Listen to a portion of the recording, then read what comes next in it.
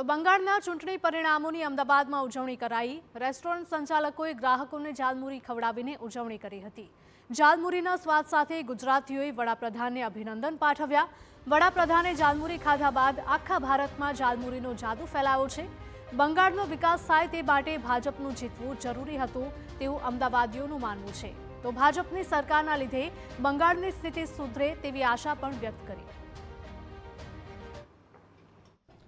બંગાળના પરિણામો સ્પષ્ટ થતાની સાથે ઠેર ઠેર ઉજવણી થઈ રહી છે, ત્યારે ગુજરાતમાં પણ ઝાલમુરી ખાતા લોકો જોવા મળી રહ્યા છે। રેસ્ટોરન્ટમાં ઝાલમુરીનો સ્વાદ માણતા કાકા છે આપણી સાથે, તેમની સાથે વાત કરીશું। કાકા, આજના પરિણામો પછી ઝાલમુરીનો સ્વાદ શું માનવું છે આપણે? ઝાલમુરી મોદીએ ખાધી છે અને ઝાલ લાગી છે મમતાને, અને અપેક્ષિત જ હતું। હિન્દુસ્તાન દેશમાં મુસ્લિમ તુષ્ટિકરણ ચલાવી શકાય જ નહીં, એના માટે મોદી આવે જરૂરી હતી। લાગે છે કે જે બંગાળમાં ભાજપ સરકાર આવવાની કારણે ફાયદો થશે, અને ખાસ તો બાંગ્લાદેશીઓનો જે કેટલીક અંશે તકલીફો હતી એમાં કેટલું સોલ્યુશન આવશે જ ને। ઘૂસપેઠીઓ બધા બહાર નીકળશે અને વિકાસ થશે।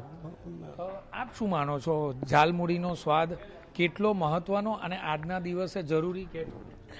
મોદીજીએ ઝાલમુરી ખાધી છે તો અમે બી ટેસ્ટ કરીએ, પણ ઝાલમુરી તો ટેસ્ટી છે જ, પણ જ્યાં મોદીજી છે ત્યાં ચોક્કસ પરિણામ સારું જ હશે અને ભારત આગળ થશે, એટલે શક્ય જ છે। Thank you.